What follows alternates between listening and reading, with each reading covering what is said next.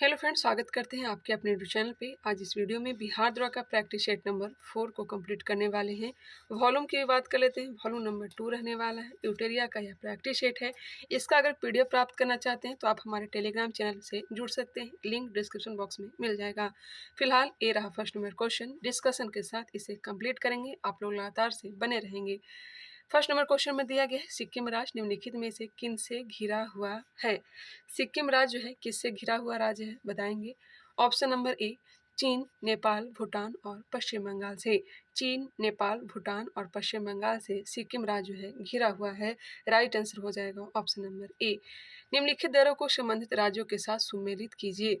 निम्नलिखित दरों को संबंधित राज्यों के साथ सुमेलित करने के लिए है, मिलान करने के लिए दिया गया है। चलिए देखते हैं। तांग लांग दर्रा कहाँ है, बताएंगे। तांग लांग दर्रा कहाँ है, तो हो जाएगा आपका लद्दाख में। तांग लांग दर्रा कहाँ है, तो लद्दाख में। हल्दी घाटी यह कहाँ है, तो राजस्थान में। हल्दी घाटी का युद्ध भी हुआ था 1576 ईस्वी में। दीफू दर्रा कहाँ है, तो यह हो जाएगा आपका अरुणाचल प्रदेश में। बोमडीला दर्रा भी कहाँ है, तो अरुणाचल प्रदेश में ही है। लेखा पानी दर्रा भी कहाँ है, तो अरुणाचल प्रदेश में। लिपू लेख उत्तराखंड में है, लेकिन लेखा पानी अरुणाचल प्रदेश में है। असिरगढ़ असिरगढ़ कहाँ है, तो आपका हो जाएगा मध्य प्रदेश में। राइट आंसर हो जाएंगे ऑप्शन नंबर डी। एक बार फिर से रिकॉर्ड कर लेते हैं। तंगलांग दर्रा लद्दाख, हल्दी घाटी राजस्थान, दीफू दर्रा अरुणाचल प्रदेश, असिरगढ़ मध्य प्रदेश। इसका बोर्ड भी हमने बना दिया है, आप लोग चाहें तो उसका क्यूज दे सकते हैं। थर्ड नंबर क्वेश्चन, निम्नलिखित पहाड़ियों में वेलिकोंडा समूह किसका संरचनात्मक हिस्सा है। वेलिकोंडा समूह किसका संरचनात्मक हिस्सा है, तो हो जाएगा आपका पूर्वी घाट का। ऑप्शन नंबर सी बिल्कुल राइट आंसर है। और यह कहाँ है, तो आंध्र प्रदेश में है। कृष्णा नदी बेसिन के दक्षिणी के पठारी क्षेत्र में विस्तृत है। मतलब कह सकते हैं कि कृष्णा नदी बेसिन के दक्षिण के जो पठारी क्षेत्र है वहाँ यह विस्तृत है। नेक्स्ट क्वेश्चन, निम्नलिखित में से कौन सी भारत की नवीनतम पर्वत श्रेणी है। वीडियो थोड़ा लंबा बन जाता है, इसलिए थोड़ा शॉर्ट ही बनाने का प्रयास करेंगे। निम्नलिखित में से कौन सी भारत की नवीनतम पर्वत श्रेणी है। राइट आंसर हो जाएंगे ऑप्शन नंबर ए, हिमालय पर्वत श्रेणी। ऑप्शन नंबर ए जो है हिमालय पर्वत श्रेणी यह बिल्कुल नवीनतम है। प्राचीनतम कौन सा है, तो अरावली है। अरावली की सबसे ऊंची चोटी कौन सा है, तो गुरु शिखर है। गुरु शिखर। चलिए नेक्स्ट क्वेश्चन पे आ जाइए। और पश्चिमी घाट, अगर बात की जाए दक्षिण भारत का सबसे ऊंची चोटी कौन सा है, तो अनामलाई की अनाईमुदी है। नेक्स्ट क्वेश्चन आ जाइए। हिमालय पर्वत श्रेणी जो है यह किसका भाग है, बता सकते हैं। किस काल में यह बनी थी, आप लोग कमेंट करके बताइएगा। ठीक है, नेक्स्ट क्वेश्चन पे आ जाइए। क्वेश्चन नंबर 5 है, निम्नलिखित में से कौन सी नदी पश्चिम की ओर बहती है। कौन सी नदी जो है यह पश्चिम की ओर बहती है, बताएंगे। Godavari, Periyar, Tungabhadra, Kaveri. Option number B में मिल जाएगा पेरियार, यह जो है पश्चिम की ओर प्रवाहित होती है। जबकि गोदावरी हो जाएगा तुंगभद्रा, कावेरी यह पूर्व की ओर बहने वाली नदी है। ऑप्शन नंबर बी बिल्कुल राइट आंसर है। यह कहाँ है, केरल में बहती है।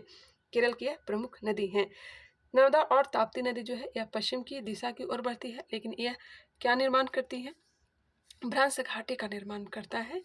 नेक्स्ट क्वेश्चन, निम्नलिखित में से किस एक राज्य में सुइल नदी परियोजना स्थित है। सुइल नदी परियोजना किस राज्य में है, बताएंगे। सुइल नदी परियोजना यह है कहाँ, हिमाचल प्रदेश में। सुइल नदी परियोजना कहाँ है, हिमाचल प्रदेश में। बाण सागर परियोजना कहाँ है, तो हो जाएगा आपका सोन नदी पर। और यह 3 राज्य का यह परियोजना है, बिहार, उत्तर प्रदेश और मध्य प्रदेश का। ब्यास परियोजना तो जानते हैं ब्यास नदी पर है। और राज्य की बात करते हैं तो हरियाणा, पंजाब और राजस्थान में विस्तृत है। भद्रा परियोजना भद्रा नदी कर्नाटक में है। वही भीमा परियोजना पावना नदी महाराष्ट्र में है। दुलहस्ती परियोजना चिनाब नदी जम्मू कश्मीर, जो कि भी काफ़ी चर्चे में भी रही। हिडकल परियोजना घाट प्रभा नदी पर है और यह कर्नाटक में स्थित है। कोल बांध परियोजना सतलज नदी पर है और यह हिमाचल प्रदेश में है। क्लियर। चलिए जी नेक्स्ट क्वेश्चन पे आ जाइए। सुइल नदी परियोजना याद रखिएगा, यह कहाँ है, तो हो जाएगा आपका हिमाचल प्रदेश में। किस नदी पर है, तो यह रावी नदी पर है। क्वेश्चन नंबर 5, केंद्रीय बजट 2025-26 में राजकोषीय घाटा कितना है। केंद्रीय बजट 2025-26 में राजकोषीय घाटा कितना है, 4.4% है। राजकोषीय घाटा की बात हो रही है तो 4.4% हो जाएगा, बिल्कुल राइट आंसर हो जाएगा ऑप्शन नंबर बी। गणतंत्र भारत का पहला बजट कब पेश किया गया था, तो 1950 ईस्वी में। किसके द्वारा यह प्रस्तुत किया गया था, तो जॉन मथाई के द्वारा। हालांकि अगर क्वेश्चन पूछ दिया जाए कि स्वतंत्र भारत का पहला बजट कब पेश किया गया था, तो नवंबर 1947 में पेश किया गया था। नवंबर 1947। और पेश करने वाले कौन थे, तो सन्मुख सेठी थे। ठीक है। अगर बात करते हैं भारत का पहला पेपरलेस बजट कौन सा था, तो 2021-22 का जो बजट पेश हुआ था यह पेपरलेस बजट था। वही अगर पूछा जाता कि सबसे बड़ा बजट भाषण कौन सा था, तो 2020-21 जिसमें निर्मला सीतारमण सबसे लंबा भाषण दी थी। ठीक है जी। नेक्स्ट क्वेश्चन पे आ जाइए। वही अगर बिहार में पूछा जाए कि जेंडर बजट, ये मेरे को याद है इसलिए मैं बता रही हूँ, जेंडर बजट बिहार में कब पेश हुआ था, 2008-9 में पेश हुआ था। ठीक है। नेक्स्ट है, निम्नलिखित में से कौन सा एक स्थलरूद्ध बंदरगाह है, इसमें से कौन सा एक स्थलरूद्ध बंदरगाह है, बताएंगे। ऑप्शन नंबर ए विशाखापट्टनम, यह जो है स्थलरूद्ध बंदरगाह है। इस बंदरगाह पर तेल शोधक कारखाना भी है और यह डॉल्फिन नोज से घिरा हुआ है। यह बंदरगाह जो है डॉल्फिन नोज से घिरा हुआ है। यह पहाड़ का नाम है, पहाड़ी का नाम है और इसे घिरा हुआ है। यह पूरे साल है जो खुला हुआ रहता है और लौह अयस्क के निर्यात के लिए यह बहुत ही प्रमुख है। निम्नलिखित जनजातियों में से कौन सी भारत के अंडमान और निकोबार द्वीप समूह की मूल निवासी नहीं है। मूल निवासी पूछा जा रहा है, कौन सा नहीं है, हालचू, रेंगमा, ओंगे या शोम्पेन, बताएंगे कौन सी जनजाति नहीं है। तो राइट आंसर मिलेगा option number B Rengma. Rengma जो है यह नागालैंड की जनजाति है, ना कि अंडमान निकोबार का। नागालैंड याद रखिएगा, रेंगमा जनजाति कहाँ का है, नागालैंड। वही हालचू, ओंगे, शोम्पेन, एक बार फिर से सुनिएगा, सेंटलीज जो हो गया, अडवाणी हो गया, निकोबारी हो गया, जारवा जनजाति हो गया, जारना हो गया, ओंगे, हालचू, सोपेन, एरे, एरे केडे, ये सब जनजाति का नाम है। एरे, केडे, कोरा और टाबू जनजाति। टाबू जनजाति यह कहाँ का है, तो यह हो जाएगा आपका अंडमान निकोबार का। एक बार फिर से रिकॉल कर रही हूँ, सुनिएगा। देखिए, अडवाणी ये तो याद होगा ही, निकोबारी, सेंटलीज ये सब तो याद होगा, जारवा भी याद होगा, लेकिन अब यहाँ से याद कर लीजिए। जारना जनजाति कहाँ का है, तो यह तमिलनाडु का है। ओंगे जनजाति, ओंगे जनजाति यह भी कहाँ है, अंडमान निकोबार का ही है। हालचू, सोपेन, एरे, केडे, कोरा और टाबू जनजाति ये सभी के सभी अंडमान निकोबार की जनजाति है। चलिए, रेगमा याद रखिएगा, यह कहाँ का है, नागालैंड का है। क्वेश्चन नंबर 10, हमारे सौरमंडल में क्षुद्रग्रह प्लेटी निम्नलिखित में से किन ग्रहों के बीच अवस्थित है। क्षुद्रग्रह प्लेटी जो है यह किसके बीच में है, तो मंगल तथा बृहस्पति के बीच में अवस्थित है। राइट आंसर हो जाएगा ऑप्शन नंबर बी। निम्नलिखित में से कौन सा कथन सही दिया गया है, ऑप्शन को गौर से देखिए और बताइए इसका राइट आंसर क्या होगा। इसका जो राइट आंसर हो जाएगा कौन सा सही है, तो ऑप्शन नंबर सी, सूर्य ग्रहण अमावस्या को होता है, यह बिल्कुल सही है, बाकी सभी गलत दिए गए हैं।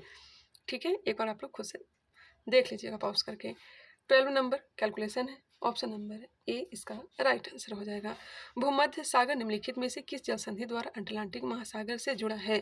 भूमध्य सागर निम्नलिखित में से किस जल संधि द्वारा अटलांटिक महासागर से जुड़ा हुआ है, तो जुड़ा हुआ है जी जिब्राल्टर जल संधि से।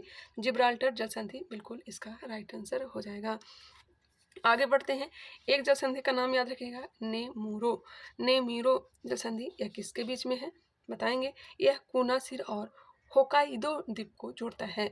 कुनासिर और होकाइदो द्वीप को नेमूरो द्वीप यह है कहाँ, तो जापान में।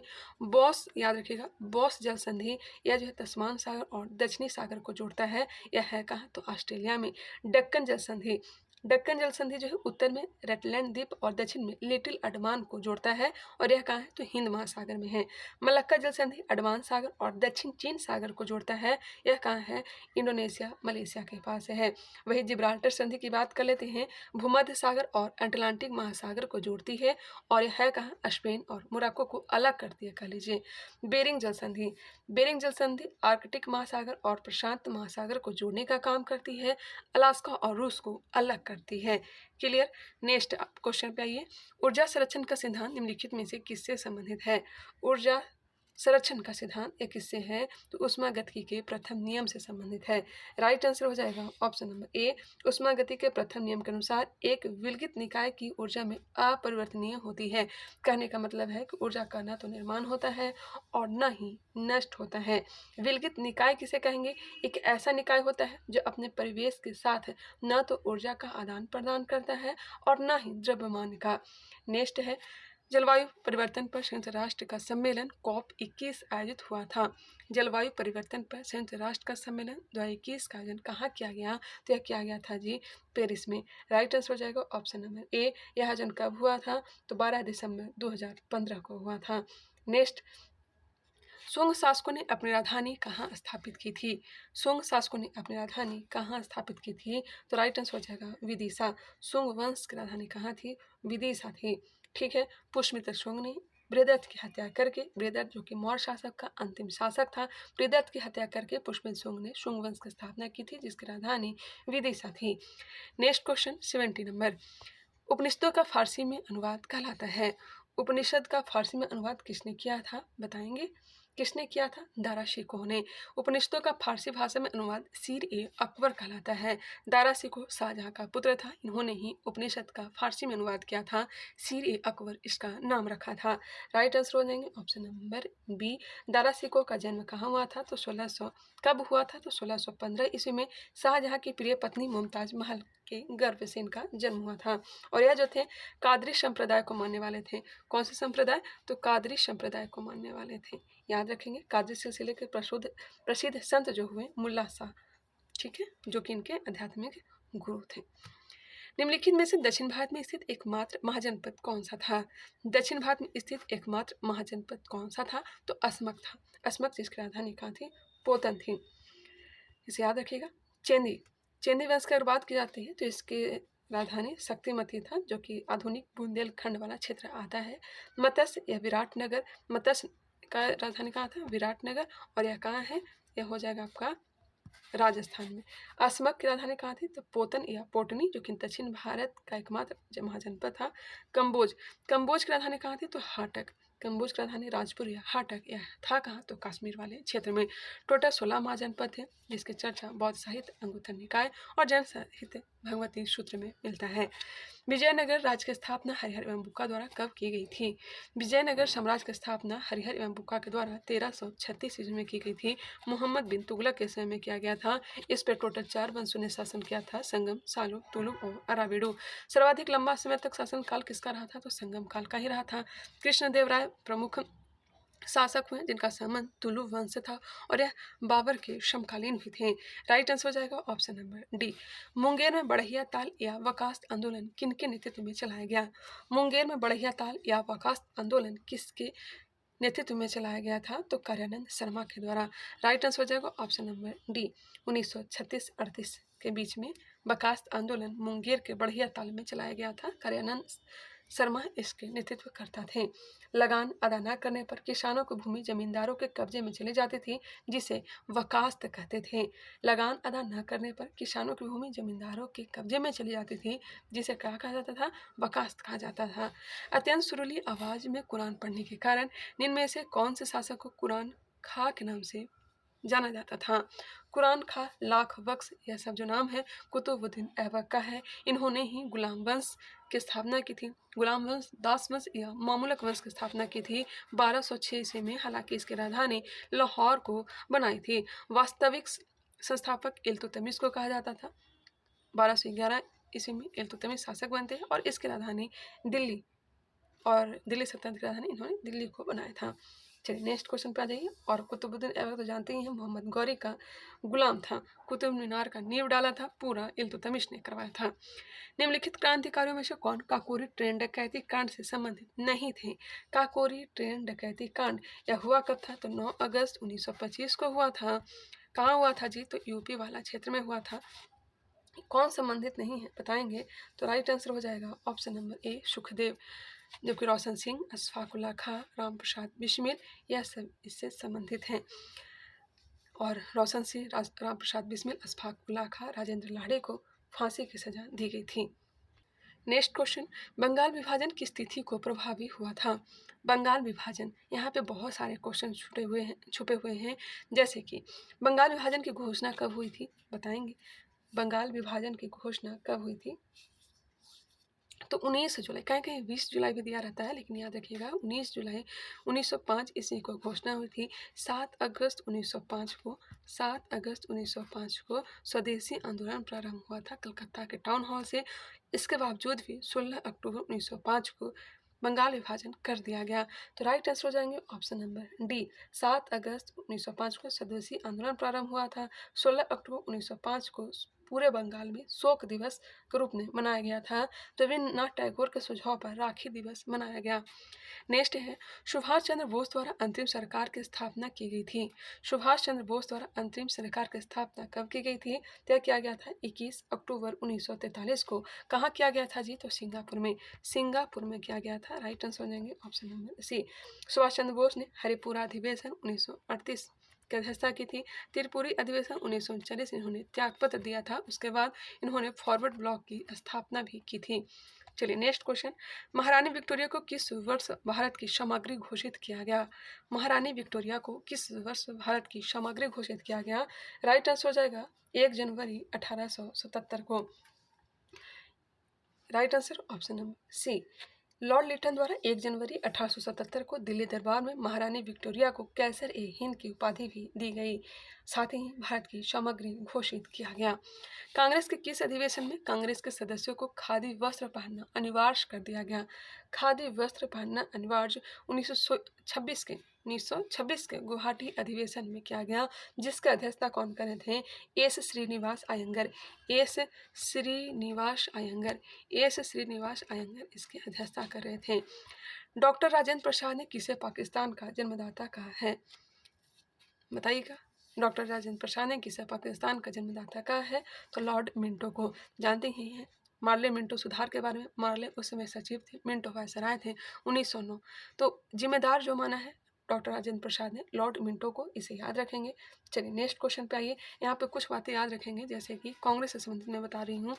कांग्रेस की स्थापना कब हुआ था? तो 28 दिसंबर 1885 को स्थापना किया गया था। W.C. बनर्जी इसके अध्यक्षता किए थे।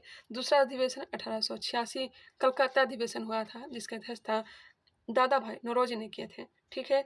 तीसरा 1887 और प्रथम मुस्लिम अधिवेशन करने वाले कौन थे? बदरुद्दीन तैयबजी थे। वही चौथा 1888 इलाहाबाद में हुआ था। और इसका अध्यक्षता किसने किया था? इसका अध्यक्षता आपका किया था जॉर्ज यूलो, जो कि प्रथम अंग्रेज अध्यक्ष थे। पहली बार राष्ट्रीय गीत गाया गया था 1896 ईस्वी में। रहीमतुल्लाह शाह ने इस अधिवेशन की अध्यक्षता किए थे। वही राष्ट्रीय गान सबसे पहले 1911 में गाया गया था। B.N. धर इसकी अध्यक्षता किए थे।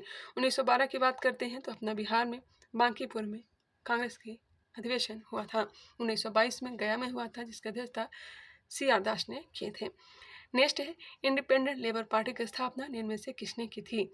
इंडिपेंडेंट लेबर पार्टी की स्थापना किसने की थी? तो भीमराव अंबेडकर ने की थी। राइट आंसर हो जाएगा ऑप्शन नंबर ए। भीमराव अंबेडकर ने इंडिपेंडेंट लेबर पार्टी का गठन 1936 ईस्वी में किया था। बिल्कुल लगातार से कंप्लीट करेंगे, आप लोग बोर नहीं होइएगा। अगर ज़्यादा टाइम लगता है तो आप लोग फास्ट करके इसे देख सकते हैं। ठीक है जी। चलिए, इंडिपेंडेंट लेबर पार्टी की स्थापना 1936 ईस्वी में किया गया था डॉक्टर भीमराव अंबेडकर के द्वारा। इन्होंने बहिष्कृत हितकानी सभा की भी स्थापना की थी। कब की थी जी? तो 1924 ईस्वी में। 1924 ईस्वी में। डॉक्टर भीमराव अंबेडकर का जन्म कब हुआ था? बता सकते हैं? 14 अप्रैल 1891 को इनका जन्म हुआ था। इन्हें भारत रत्न कब दिया गया था? इनको भारत रत्न 1990 ईस्वी में दिया गया था। इन्होंने अनुसूचित जाति फेडरेशन की स्थापना की थी 1942 ईस्वी में। 1942 ईस्वी में इन्होंने अनुसूचित जाति फेडरेशन की स्थापना की थी। वही भारतीय बौद्ध महासभा की स्थापना 1955 ईस्वी में की थी। चलिए नेक्स्ट क्वेश्चन पे आइए। एक क्वेश्चन और छूट गया। The all India depressed class federation की स्थापना किसने की थी? तो इसे याद रखिएगा, 1920 ईस्वी में डॉक्टर भीमराव अम्बेडकर ने की थी। एक बार फिर से सुनिएगा, थोड़ा कन्फ्यूजन हो सकता है। देखिए, भीमराव अम्बेडकर ने 1336 ईस्वी में 1936 माफ़ करिएगा 1936 ईस्वी में इंडिपेंडेंट लेबर पार्टी की स्थापना की थी। The all India depressed class federation की स्थापना 1920 ईस्वी में। वही बहिष्कृत हितकानी सभा की स्थापना 1924 में। अनुसूचित जाति फेडरेशन की स्थापना 1942 में। भारतीय बौद्ध महासभा की स्थापना 1955 में की थी। इतना पॉइंट आप लोग ध्यान रखेंगे। चलिए, बिहार की यात्रा करने वाले प्रथम अंग्रेज कौन थे? बिहार की यात्रा करने वाले प्रथम अंग्रेज कौन थे? तो रॉल्फ फिंच थे। राइट आंसर हो जाएगा ऑप्शन नंबर सी।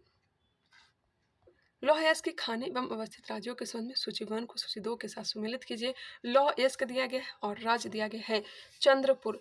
चंद्रपुर रत्नागिरी यह कहाँ है? तो यह आपका है महाराष्ट्र में। चंद्रपुर रत्नागिरी कहाँ है? तो महाराष्ट्र में।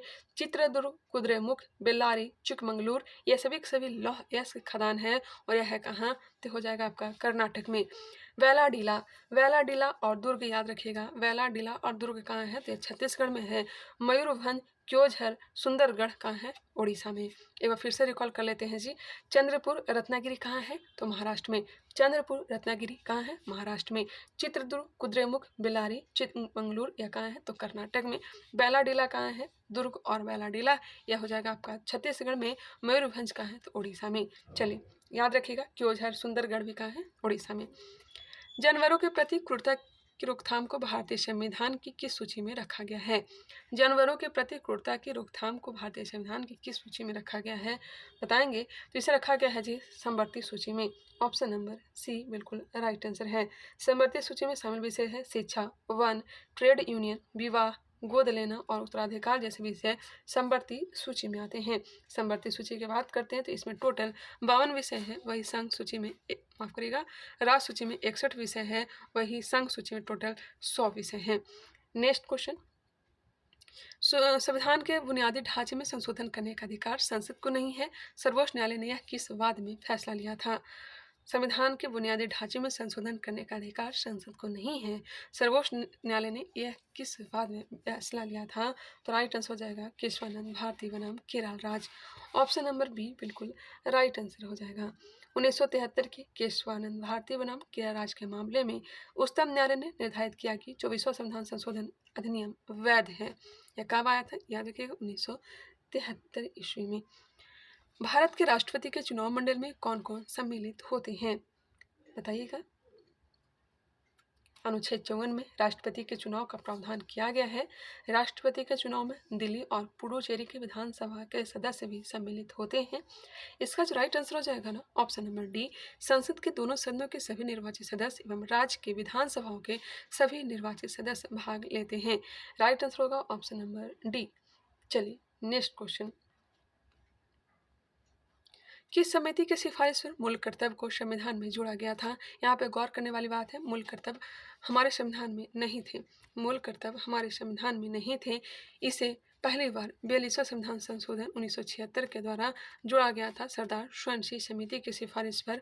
राइट आंसर हो जाएगा ऑप्शन नंबर सी। इसे कहाँ से लाया गया था? सोवियत संघ से लाया गया, सोवियत संघ। इन्होंने सिफारिश की थी 8 मूल कर्तव्य को, लेकिन 10 मूल कर्तव्य को जोड़ा गया। लेकिन वर्तमान में 11 मूल कर्तव्य हैं। 11वां मूल कर्तव्य को 86वां संविधान संशोधन 2002 के तहत जोड़ा गया। सोनल मानसिंह किस नृत्य शैली के लिए प्रसिद्ध है? सोनल मानसिंह का संबंध किससे है? तो इनका संबंध हो जाएगा भरतनाट्यम से। ऑप्शन नंबर ए बिल्कुल राइट आंसर हो जाएगा। नेक्स्ट क्वेश्चन 36 नंबर, पंचायती राज संस्थाओं को 29 कार्यों की सूची किस अनुच्छेद के तहत दी गई है? बताएंगे? पंचायती राज संस्थाओं को 29 कार्यों की सूची किसमें मिलता है? तो अनुच्छेद 243 जी में मिलता है। राइट आंसर हो जाएंगे ऑप्शन नंबर डी, निर्वाचन की चर्चा अनुच्छेद 243 के हो जाएगा। लेकिन हमें पूछा जा रहा है कार्यों की सूची, तो अनुच्छेद 243 जी बिल्कुल राइट आंसर हो जाएंगे। नेक्स्ट है, राज्य विधानमंडल में विधान परिषद के उपबंध के संबंध में निम्नलिखित में से कौन सा कथन सही नहीं है? राज्य विधानमंडल में विधान परिषद के उपबंध में कौन सा कथन सही नहीं दिया गया है? देखते हैं। बिहार एवं तेलंगाना राज्य में विधान परिषद है, जी बिल्कुल है। किसी राज्य के विधान परिषद में सदस्यों की कुल संख्या विधानसभा में सदस्यों की कुल संख्या की 1/3 से अधिक नहीं होगी, यह भी सही है। कुल सदस्यों का 12वां अंश स्थानीय निकायों से मिलकर बड़े निर्वाचक मंडलों द्वारा निर्वाचित होगा। क्वेश्चन क्या पूछा, कौन सा कथन सही नहीं है? तो ऑप्शन नंबर सी जो है सही नहीं दिया गया है। कुल सदस्यों का 12वां अंश राज्य निवास कर रहे स्नातकों द्वारा निर्वाचित होगा, यह बिल्कुल सही है।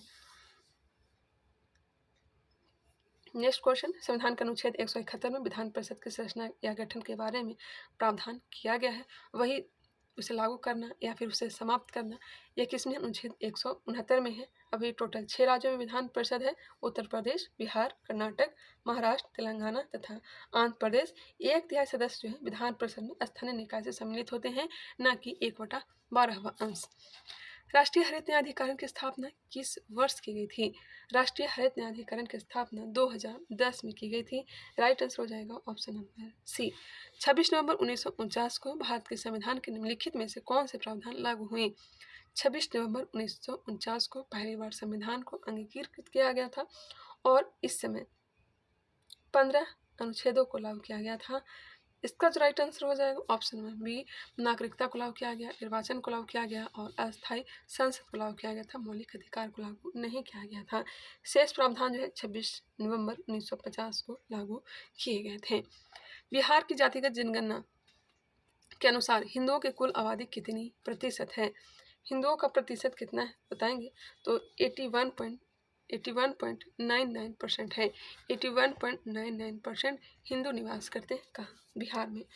ठीक है, अगर बात कर लेते हैं मुस्लिम का तो 17.7% मुस्लिम निवास करते हैं। वही ईसाई की बात करते हैं 0.05% ईसाई। सिख जो है 0.01% बिहार में निवास करती है। वही बौद्ध की बात करते हैं तो 0.08% बौद्ध धर्म के लोग निवास करते हैं। वही जैन 0.0096% जैन निवास करते हैं और अन्य धर्म के 0.12% हैं।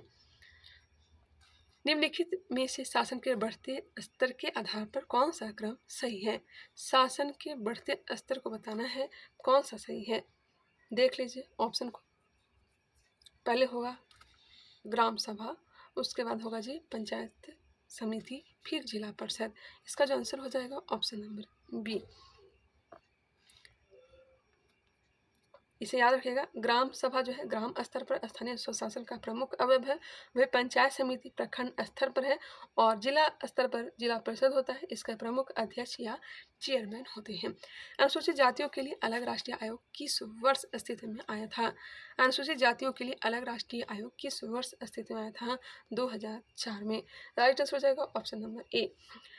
वार एंड वुमेन पुस्तक लेखक कौन है? वार एंड वुमेन पुस्तक लेखक कौन है बताएंगे। इसके लेखक है डॉक्टर M.A. हसन।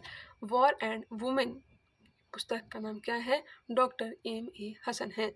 ठीक है, चलिए आगे बढ़ते हैं। Bipin the man behind the uniform की रचना किसने किया था? तो इसकी रचना विशिष्ट रावत ने किया था। रचना विशिष्ट रावत ने किया था।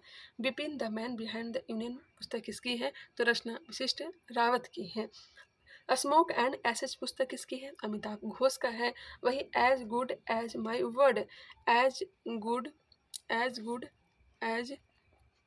माई वर्ड के लेखक कौन है? तो हो जाएंगे आपका KM चंद्रशेखर। देश की प्रथम बोलती फिल्म आलम आरा के निर्देशक निम्नलिखित में से कौन थे? आलम आरा के निर्देशक कौन थे? तो राइट आंसर हो जाएगा आरदेशिर ईरानी।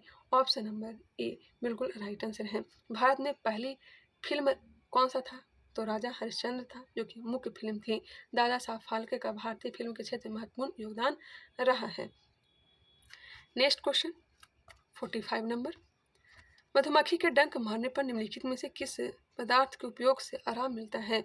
जानते होंगे मधुमक्खी के डंक में क्या रहता है? तो फॉर्मिक अम्ल होता है। आराम कैसे मिलेगा जी? अगर वहाँ पे आप लगा लेते हैं बेकिंग सोडा तब आराम मिल जाएगा। आंसर हो जाएंगे ऑप्शन नंबर डी। रोमानिया की राजधानी कहाँ है? रोमानिया बताएंगे। हंगरी की राजधानी बुडापेस्ट, हंगरी की राजधानी बुडापेस्ट, क्योंकि रोमानिया की राजधानी बुखारेस्ट है। याद रखिएगा, आंसर हो जाएंगे ऑप्शन नंबर डी। कांगो गणराज्य की राजधानी कहाँ है? किसानसा, कांगो गणराज्य की राजधानी किसानसा। सोमालिया की राजधानी मोगादिशु, सोमालिया की राजधानी मोगादिशु।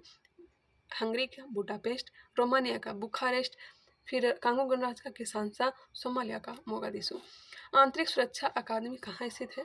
आंतरिक सुरक्षा अकादमी आंसर हो जाएगा माउंट आबू। माउंट आबू है कहाँ? तो राजस्थान में है। इसकी स्थापना 1975 ईस्वी में केंद्रीय रिजर्व पुलिस बल मतलब CRPF के अधिकारियों को प्रशिक्षण देने हेतु की गई थी।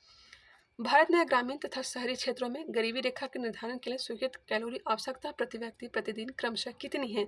ग्रामीण क्षेत्र में 2400 कैलोरी है। याद रखिएगा, ग्रामीण में ज़्यादा कैलोरी की ऊर्जा होती है और शहरी क्षेत्रों में 2100 कैलोरी। तो इसका जो राइट आंसर हो जाएगा जी ऑप्शन नंबर डी।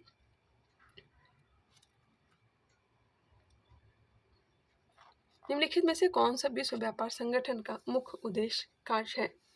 मुख्य कार्य है। इनमें से कौन सा विश्व व्यापार संगठन का मुख्य कार्य है? अंतर्राष्ट्रीय व्यापार को उदार बनाना। विश्व व्यापार संगठन का कार्य अंतर्राष्ट्रीय व्यापार को उदार बनाना है। निम्नलिखित में से कौन सी पंचवर्षीय योजना महालनोबिस मॉडल पर आधारित है?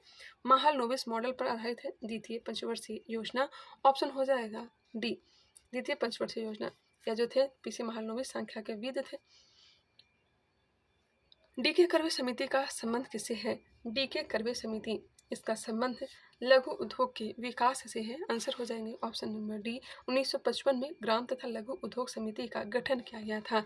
कब किया गया था जी? 1955 ईस्वी में। नेक्स्ट जो कि मैथ से क्वेश्चन दिया गया है, इसका जो आंसर हो जाएगा ऑप्शन नंबर ए। किसी एक वर्ष में किसी देश के घरेलू सीमा के भीतर उत्पादित समस्त अंतिम वस्तुओं तथा सेवाओं को क्या कहते हैं? इसे क्या कहते हैं? तो सकल घरेलू उत्पाद कहते हैं। आंसर हो जाएगा ऑप्शन नंबर सी, सकल घरेलू उत्पाद। यदि कोई देश अपना मुद्रा का अवमूल्यन करता है तो आयात महंगा और निर्यात सस्ता हो जाता है। आंसर हो जाएंगे ए। इटली एकीकरण के जनक के रूप में किसे जाना जाता है? इटली एकीकरण के रूप में किसे जाना जाता है? यूसेफ मेजनी को। 1-2 क्वेश्चन वर्ल्ड हिस्ट्री से फिक्स है प्री एग्जाम में। इसका जो राइट आंसर होगा ऑप्शन नंबर बी। इटली एकीकरण का श्रेय मेजनी, काउंट काबूर और गैरिबाल्डी को दिया जाता है। इटली के एकीकरण की शुरुआत लोम्बार्डी और सार्डिनिया राज्यों के मेल से हुई है। मेजनी अपनी कविताओं के माध्यम से इटली वासियों में स्वतंत्रता और राष्ट्रीयता के आदर्शों का प्रसार और संघर्ष की चेतन से भर दिया, जिसके कारण इसे इटली की आत्मा भी कहा जाता है। मेजनी को इटली की आत्मा भी कहा जाता है। जर्मनी के एकीकरण में बिस्मार्क तथा राजा विक्टर इमैनुअल का महत्वपूर्ण योगदान रहा। वही इटली के एकीकरण का वैचारिक आधार मेजनी ने दिया। इन्होंने यंग इटली और यंग यूरोप जैसे संगठन की स्थापना की।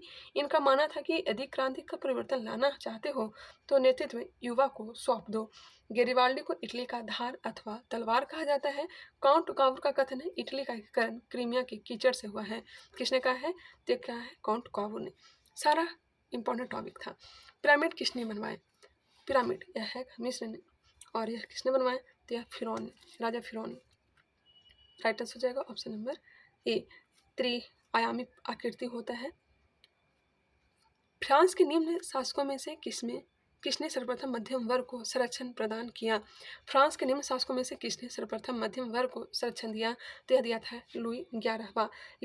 लुई 11वां का जो कार्यकाल रहा 1461 से लेकर के 1483 तक। प्रथम विश्व युद्ध के बाद शांति स्थापना के उद्देश्य से कहाँ शांति सम्मेलन का आयोजन किया गया? प्रथम विश्व युद्ध के बाद शांति स्थापना के उद्देश्य से कहाँ शांति सम्मेलन का आयोजन किया गया था? तो यह किया गया था जी पेरिस शांति सम्मेलन 1919। ऑप्शन हो जाएगा ए। मानव शरीर में धीमी वृद्धि निम्नलिखित में से किसके कमी के कारण होता है? मानव शरीर में धीमी वृद्धि किसके कारण होता है? तो प्रोटीन की कमी हो जाने के कारण मानव शरीर में धीमी वृद्धि होता है और इसकी कमी से बना समस और क्वार्शेकर रोग भी होते हैं। निम्नलिखित में से कौन एक जड़ नहीं है?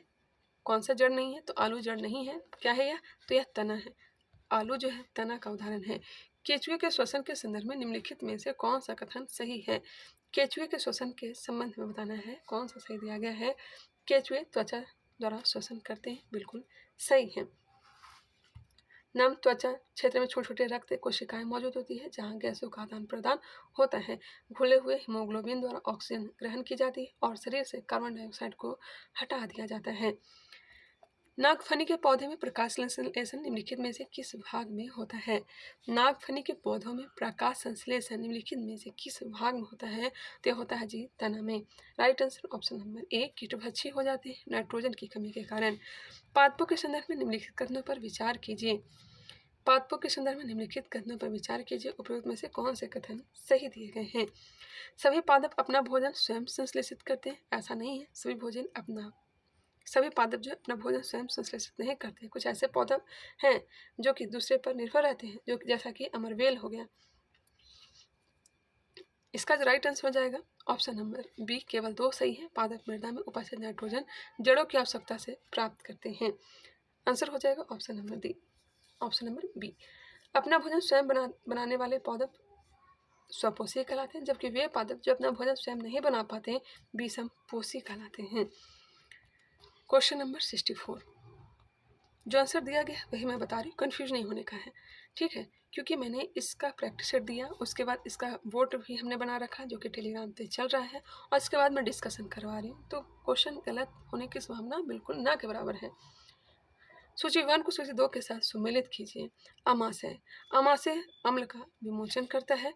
छोटी आंत पचे हुए भोजन का रुधिर वाहिकाओं का अवशोषण करता है। बड़ी आंत जल का अवशोषण करता है। यकृत शरीर की सबसे बड़ी ग्रंथि है। पित्त रस का स्राव यकृत से ही होता है, हालांकि संचय पित्ताशय में होता है। नेक्स्ट क्वेश्चन पे आइए 65 नंबर। संयुक्त रक्त कोशिकाएं अथवा कणिकाएं निम्नलिखित में से क्या कार्य करती हैं? WBC इसका कार्य क्या है? रोगाणुओं का विनाश करना। आंसर हो जाएंगे ऑप्शन नंबर सी। ठीक है,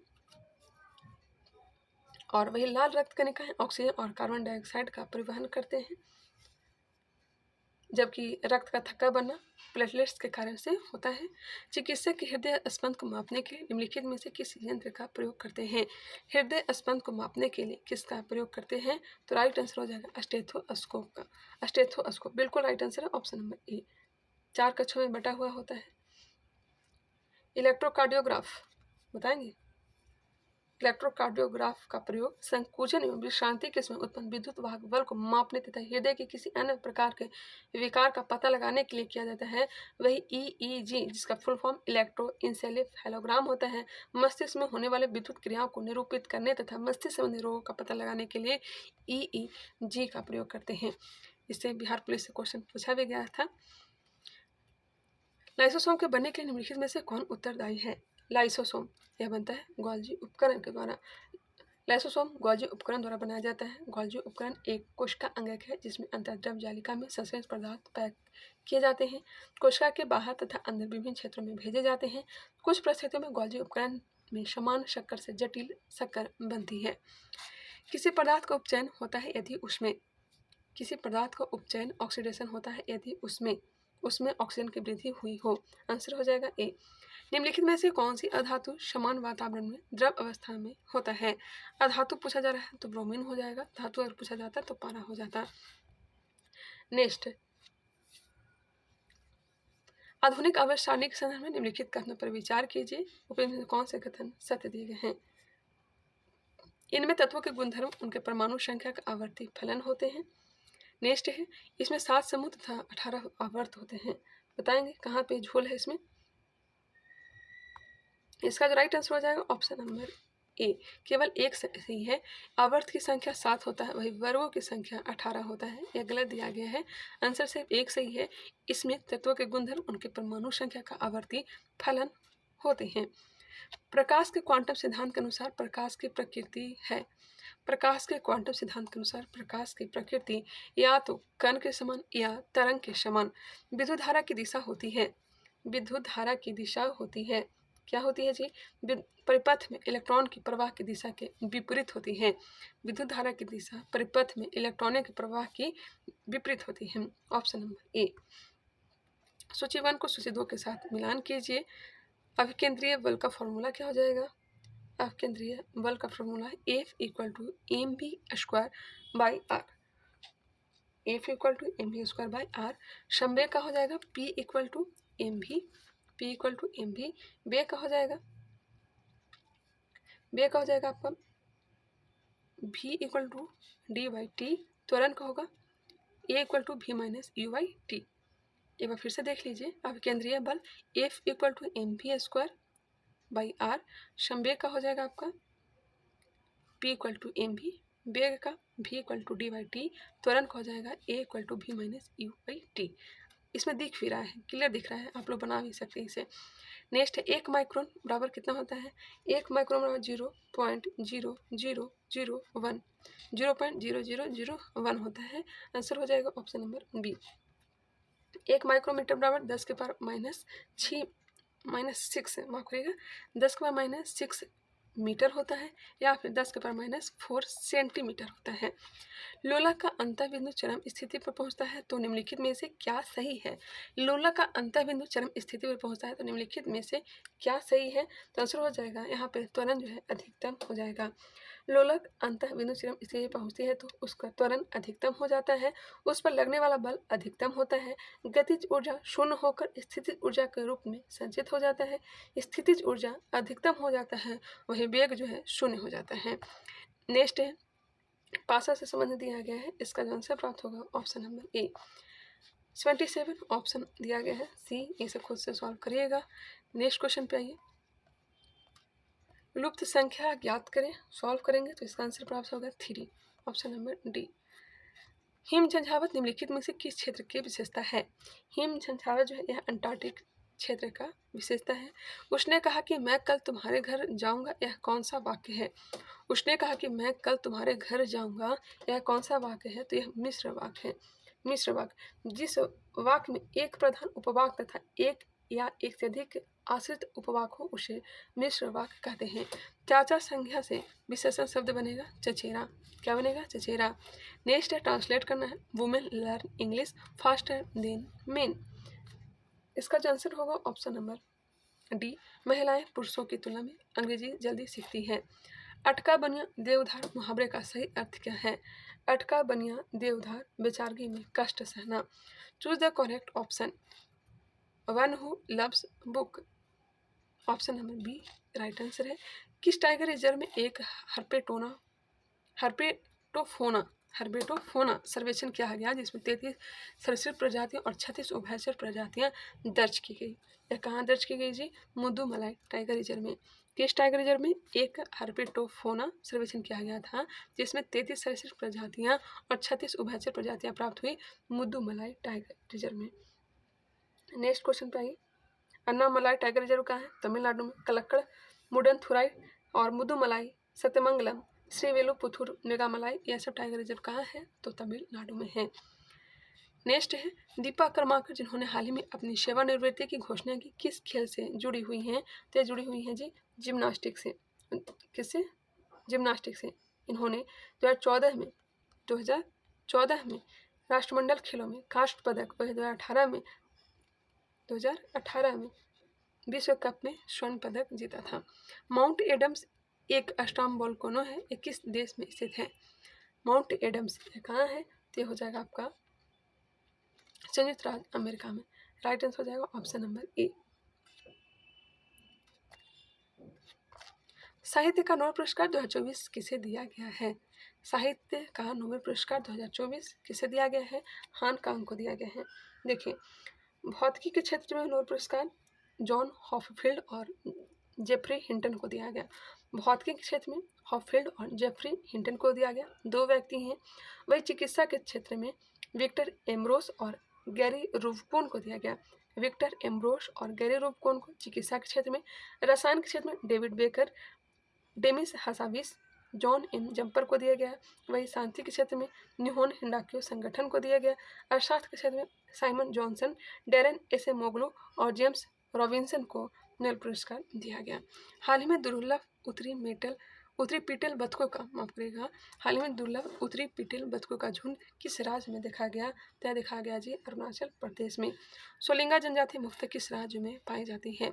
सोलिंगा जनजाति कहाँ पाई जाती है? तो यह पाई जाती है आपका तमिलनाडु और कर्नाटक में। तमिलनाडु और कर्नाटक में, इनमें से कोई नहीं इसका राइट आंसर होगा। महिला शांति सैनिकों के लिए पहला सम्मेलन 2025 कहाँ आयोजित किया गया? महिला शांति सैनिकों के लिए पहला सम्मेलन 2025 कहाँ आयोजित किया गया? तो राइट आंसर होगा नई दिल्ली। किस राज्य सरकार ने स्कूली बच्चों को दुर्घटना बीमा प्रदान करने के लिए शिक्षा संजीवनी बीमा योजना शुरू की है? शिक्षा संजीवनी यह किसने शुरू की है? तो राजस्थान। शिक्षा संजीवनी बीमा योजना राजस्थान। हाल ही में किस राज्य में एक दुर्लभ जीवाश्म खोजा गया है? दुर्लभ जीवाश्म कहाँ खोजा गया है बताएंगे? यह खोजा गया है जी झारखंड में। राइट आंसर हो जाएगा ऑप्शन नंबर बी। भारत की पहली तटीय पक्षी जनगणना किस स्थान पर आयोजित की गई? भारत की पहली तटीय पक्षी जनगणना कहाँ किया गया बताएंगे? इसका आंसर हो जाएगा ऑप्शन नंबर ए समुद्री राष्ट्रीय उद्यान जामनगर। नेक्स्ट क्वेश्चन 95 नंबर। स्फेरिक्स टेलीस्कोप किस अंतरिक्ष संगठन की पहल है? स्फेरिक्स टेलीस्कोप किस अंतरिक्ष संगठन की पहल है? तो यह पहल है नासा का। हाल ही में किस संस्थान ने मृदा प्रदूषण से निपटने और कृषि को बढ़ावा देने के लिए बैक्टीरिया विकसित किया है? बैक्टीरिया किसने विकसित किया है बता सकते हैं? यह किया है जी IIT बॉम्बे ने। भारत में महिला उद्यमिता को बढ़ावा देने के लिए किस मंत्रालय ने स्वावलंबी पहल की शुरू की है? एक बार फिर से, भारत में महिला उद्यमिता को बढ़ाने के लिए किस मंत्रालय ने स्वावलंबनी पहल शुरू की है? तो यह शुरू किया गया है कौशल विकास और उद्यमिता मंत्रालय के द्वारा। कौन सा भारतीय नगर निगम अपने बजट में जलवायु अध्याय शामिल करने वाला भारत का स्थानीय निकाय बन गया है? तो यह बन गया है जी Ahmedabad. Option number C, Ahmedabad नगर निगम। यहाँ पे कुछ याद रखिएगा, मिशन वसुंधरा 3.0 कहाँ का है? तो असम सरकार ने इसे जारी किया है। मिशन वसुंधरा 3.0 असम सरकार के द्वारा। नेक्स्ट है घर घर सोलर पहल, यह किसने जारी किया है? Tata power solar system limited ने। ये हेल्प पहल किसने जारी किया है? तो केंद्रीय मत्स्य पालन, पशुपालन एवं डेयरी मंत्रालय और ग्रामीण विकास मंत्रालय का है।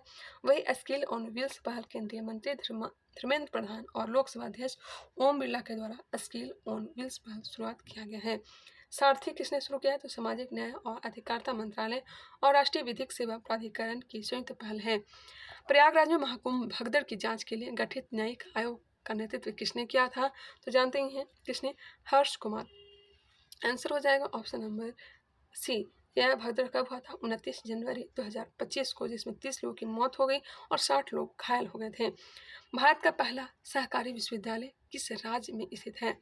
राष्ट्रीय सहकारी विश्वविद्यालय कहाँ है? तो यह गुजरात में है। तो ये रहा 100 क्वेश्चन। कितने क्वेश्चन आप लोग का सही हो रहा है कमेंट बॉक्स में बताइएगा। बाकी वीडियो कैसा लगा वो भी बताइएगा, डिस्कशन कैसा रहा वो भी बताएंगे, और साथ ही साथ हमारे टेलीग्राम चैनल से जुड़ जाएंगे। वहाँ इसका वोट मिल जाएगा जहाँ आप बार बार इसे रिवीजन कर सकते हैं। मिलते हैं नेक्स्ट वीडियो में, तब तक के लिए धन्यवाद।